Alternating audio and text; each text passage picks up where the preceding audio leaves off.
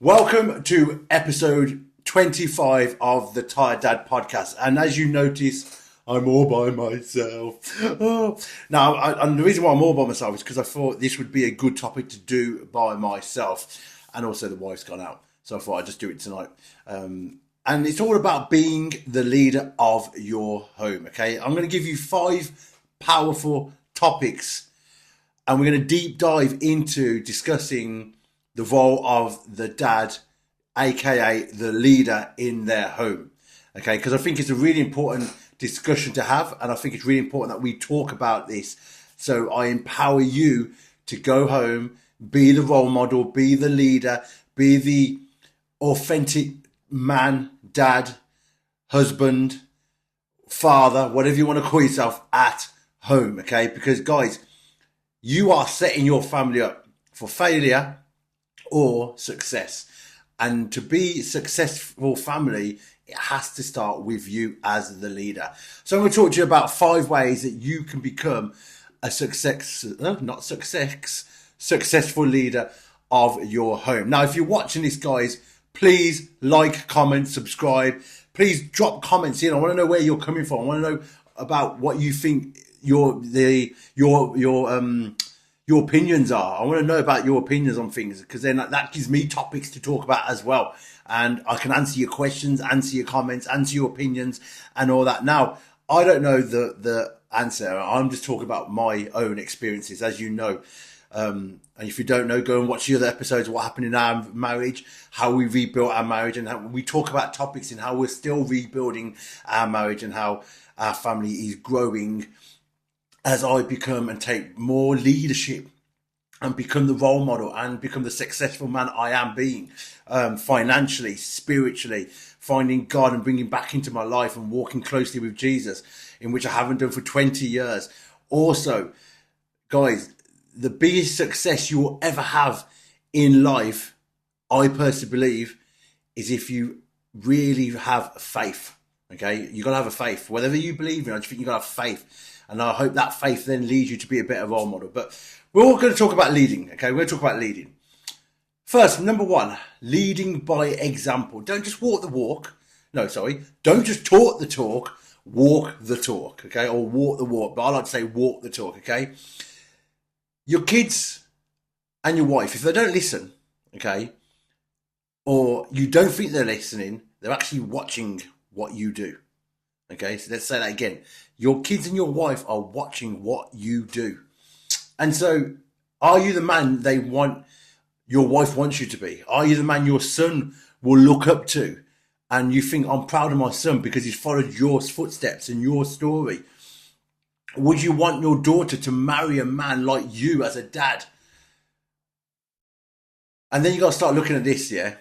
Break down the power of leading, not through words, but through actions. And that's really important. I put that highlighted in my notes that I did today. Break down the power of leading, not through words, through actions. Okay. So for instance, being disciplined as a dad, having a higher standard of fitness, following an almighty God, having faith, being emotionally aware, emotionally intelligent, and emotionally in control. Having good work ethic and consistency at home. Okay. So I'd ask you, how do you become a leader? You've got to audit your habits. Okay. Audit your habits. Order your routine. Are you leading with strength, patience, integrity? Or are you leading with anger, laziness, and avoidance?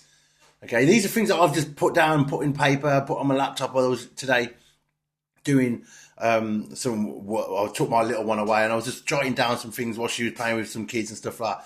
And I was just thinking about, like, what does leadership look like for me? And it's all about leading with strength, patience, and integrity. What's the opposite of that? Anger, laziness, avoidance. Which one are you leading with? So that's number 1, leading by example. Number 2, and I've mentioned it already, leading with emotional strength. Okay, the emotional strength is the backbone of leadership. If you're a business owner, if you've got a team, you've got to be emotionally strong to be the backbone as a leader. You've got to carry people's emotional well-being when you're a boss, entrepreneur, CEO, and you have a team. So most men were taught to bottle it all up. okay? Your emotions. And then what happens? You explode, a fit of frustration, a bit of rage, some temper. Neither that or whatever you do, whether you bottle it up or you have an explosion, neither of them makes you a great leader, okay?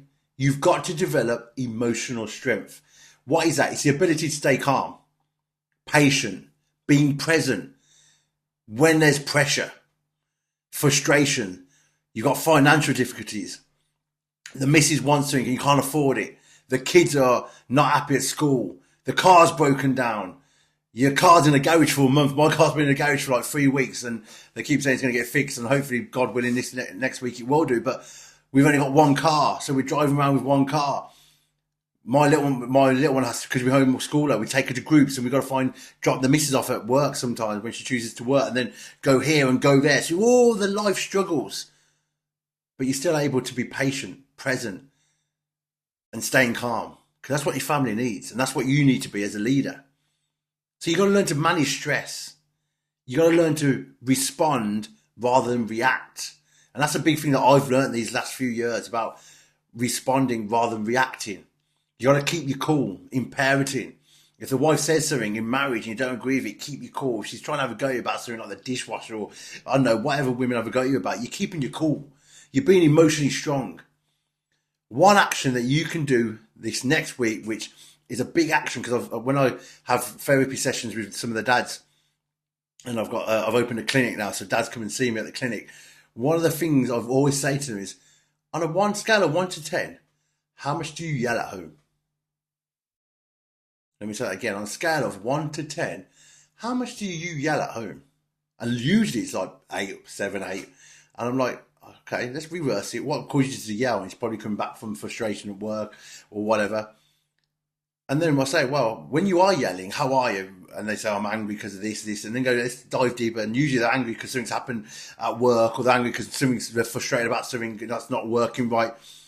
And to be emotionally strong, you got to understand your emotions, okay? You got to start leading. When emotions run high, you still are patient. You still are leading with integrity. And you still are being emotionally balanced, guys. And that's a really, really big one.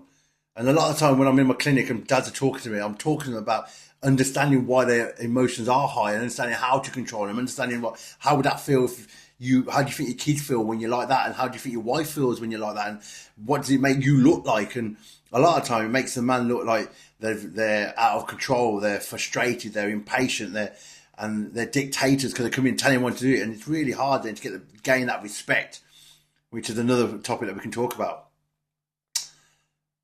Number 3, how do you become a leader of your home?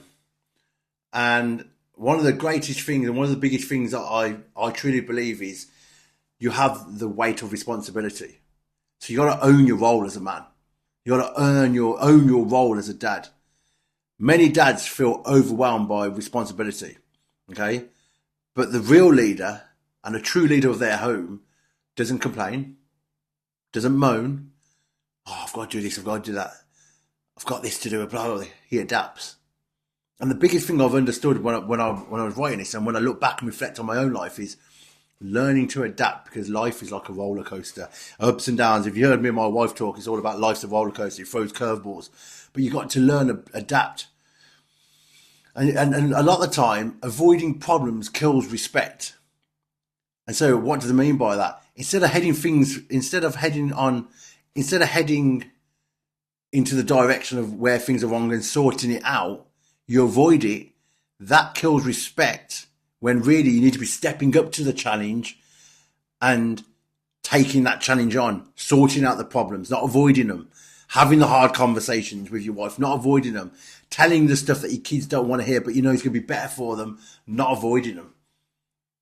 And that's a responsibility, dads. That's a big responsibility. Your responsibility on top of that is bringing financial income in, making sure the cars are sorted so the family can drive or the wife can drive. So making sure the house bills are paid, making sure the house is run, the jobs are done, and all these sort of things that you do as a dad while probably trying to run a team outside in business and being an entrepreneur, business owner. So you've got a lot of responsibility. But you've got to then, on top of that, understand that is your responsibility as a dad and as a man, and owning that. Owning your finances, protecting the family values, guiding kids with discipline and wisdom. That's your responsibility as a dad. So then what I usually do when I have clinic with my dads, I always say to them, list 3 areas where what you think or where you feel you're avoiding the responsibility. Or where are you feeling the pressure? What 3 areas are you feeling the pressure the most?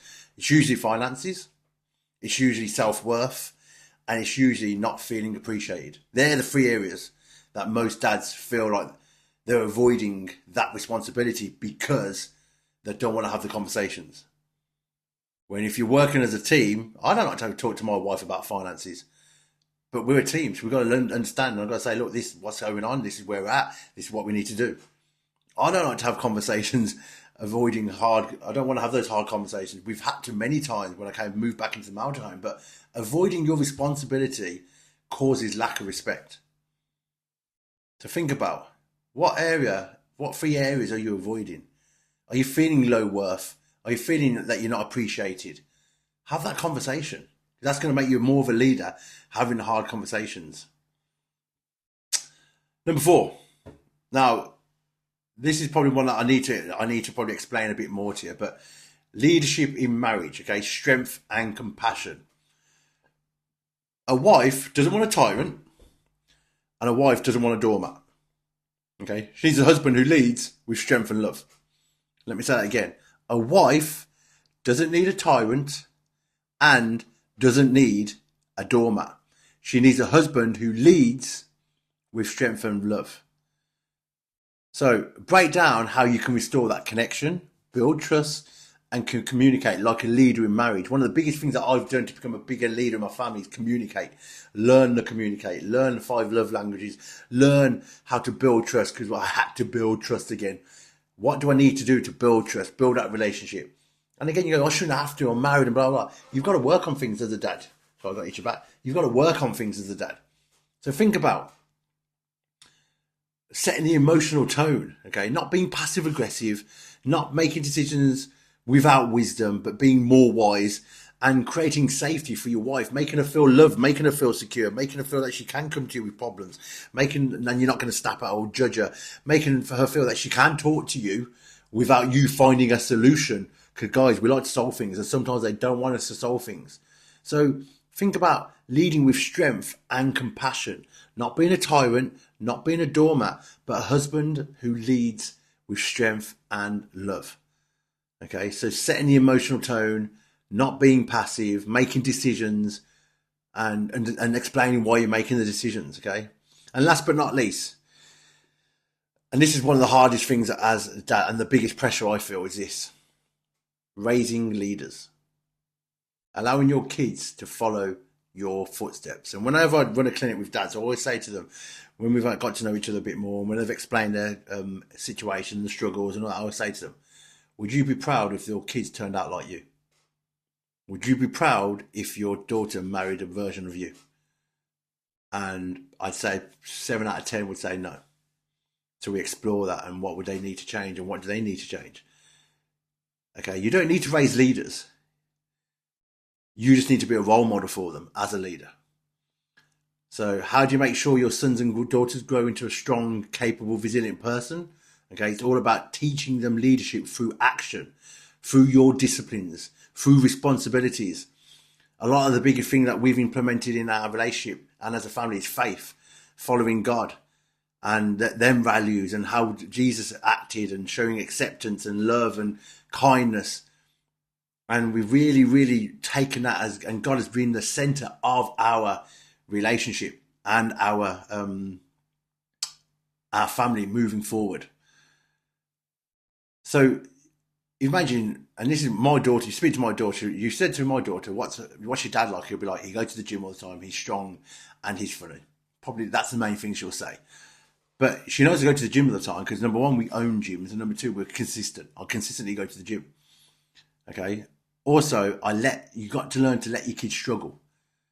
Okay, setting high standards. Like, she has a thing of she's got to make a bed in the morning before she does anything. She does 2 things: make the bed, brush her teeth. That's it. Before she even comes down or she talks to us or anything, she has to make a bed and brush her teeth. Once that's done, cool, we're all good. I'll obviously go in the morning and go with a massive hug while she's in bed, blah, blah, blah, and we all do that. But then I'll say, cool, make your bed, brush your teeth, stay downstairs. And then she does that. So it's setting them to understand the standards that you've got as well, and teaching them how to make strong decisions. I read something, or I saw something, or I can't remember, my wife sent it us, and it was about the whole thing of, if you start doing things for your kids, you're not setting them up for society. So they've got to learn responsibilities. Okay. And if you think about when you teach your kids, what is it that you could teach them? Teach them about finance, teach them about how to make money online, teach them about the worth and value of stuff in the supermarket, teaching them about what consistency looks like and what discipline looks like. But the thing you've got to understand, guys, is it's your responsibility to raise your kids. Okay? Why did we take our child out of school into home education and teach her at home? Because we want the responsibility to know what she's learning and teach her the things that we want to teach her. Now, we're very lucky my wife's a teacher. However, a lot of it isn't academic. A lot of it is teaching our daughter how to live life, going around traveling, exploring other places and enjoying life. So have a think about, what area do you need to be better at in leading in your family?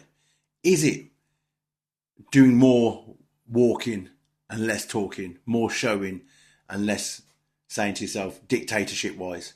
Is it being more emotionally strong and being more present? Okay. Is it about having the weight of responsibility and owning that and saying, you know what, I need to be more responsible and own my role as a man? Is it about showing more strength and compassion, not being a tyrant or a doormat, but leading as a husband with love, strength?